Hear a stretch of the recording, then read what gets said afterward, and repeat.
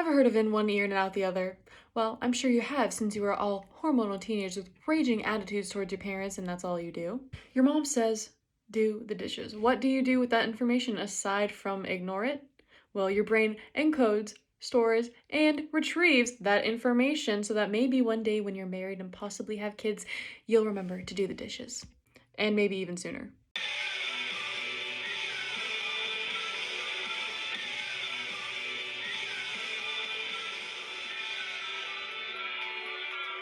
Welcome to Crash Course. My name is not John Green, and today we will be covering stuff. Stuff like memory stuff, to be specific, and I quote, encoding, storage, retrieving, explicit and implicit memory. Seems like a lot?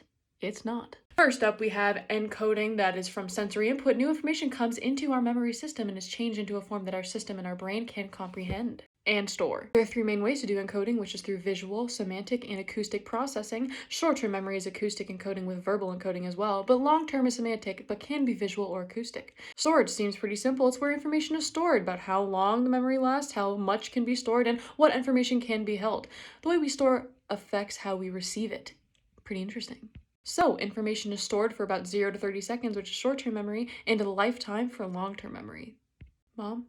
Did I remember to call you last time? Anyways, amazing George Miller wrote the magic number 7 in 1956, and that was when he decided and found that short-term memory capacity was 7, give or take 2 items, because there's only a certain amount of items that can be stored because there are only a certain amount of slots. Retrieval, amazing getting that information out of the storage. If we can't remember something, that means we can't retrieve it. It is important to know that short-term memory is stored and retrieved sequentially, while long-term memory is stored and retrieved by association, which is exactly why we can remember when we went upstairs and what we went up for when we go back to the room that we started in when we decided we'd go back up the stairs. This is why organization informs and helps retrieval. Doctors give instructions in the order they must be done so that you can remember them when you have to do them in that very order. Back to the memory. Explicit memory is trying to intentionally remember something. That is declarative memory, because you can consciously recall and explain the information. The different types, there's episodic memory, which is long-term memories of a specific event, and semantic memory, which is the long-term memories or concepts, names, and other general knowledge. A great example is like remembering all items on your shopping list. Last one, implicit memory, things that you don't purposefully try to remember. It is unconscious and unintentional, and you are not able to consciously bring it back into awareness. So this is procedural and focused on step-by-step processes, which they must be performed to complete a task, which is why it's called procedural memories. They influence how you behave as well as the knowledge of tasks. Perfect example. You can type because you can type. So just to recap everything that we have gone over today, encoding information is when new information comes into our memory system and changes to form into information that we can store. When you store information, it is by long-term or short-term memory, and when you retrieve it, it is getting out of the brain and you're going to use it. The different types are explicit, which is actively trying to remember, and implicit, which is unconsciously, not purposefully remembering.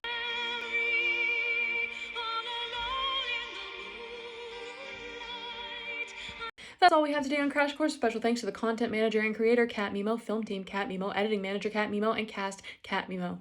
See you next time on Crash Course. This is the part of the brain that's found in all humans and creatures with vertebrae, which is our spines, and it's located in the medial temporal lobe and connects to the amygdala. This is the center of emotion, memory, in the autonomic nervous system, and it's really important because if it's damaged, it damages our memories as well as the ability to create new ones. And due to this damage, it can create diseases such as Alzheimer's, PTSD, epilepsy, anxiety, and schizophrenia.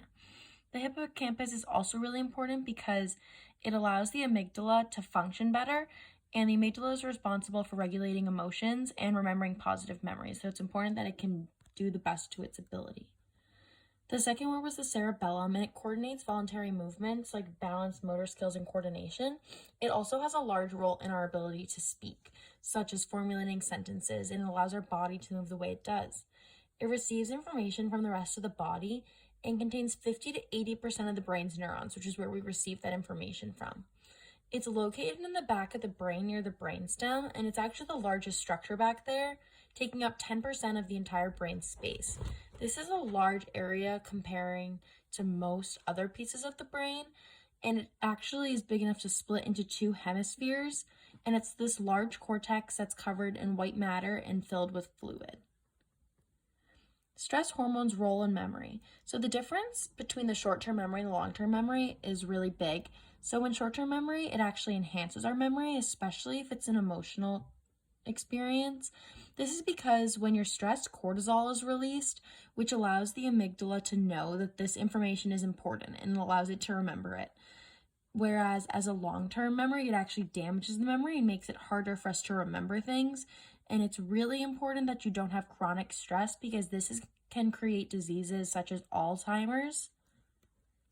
Hermann Ebbinghaus was a German psychologist who lived from 1850 to 1909, and he was really important in experimenting on measuring memory. He actually studied on his own memory by memorizing words and sequences and trying to figure out what made it easier to remember things and how he could make his memory more efficient. He actually discovered the spacing effect was when he gave you something to remember and tested if you could remember it a couple minutes later, a couple hours later, a couple days later, a couple weeks later, and see how that space and time affected your memory.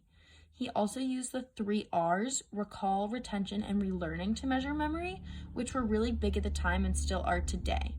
He also discovered the forgetting curve.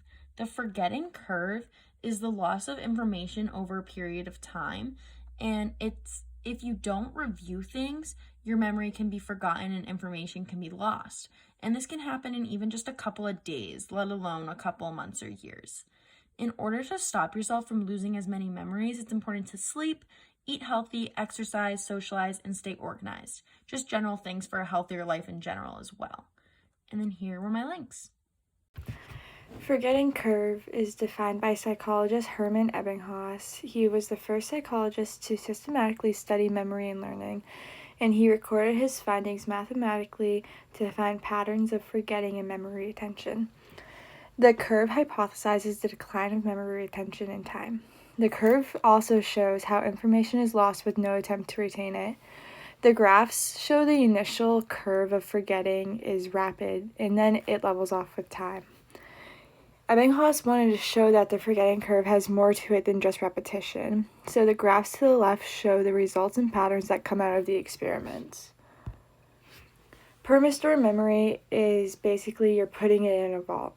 It is extremely long-term, it is a lasting memory, and it follows extensive training, learning, or experiences. It's being able to remember the names of your classmates, a foreign language, and algebra from the past years is known to be perma-store memory. Decay is a type of forgetting that occurs when memories fade over time. It doesn't apply to long-term memory, and it's usually seen in the sensory storage and short-term memory.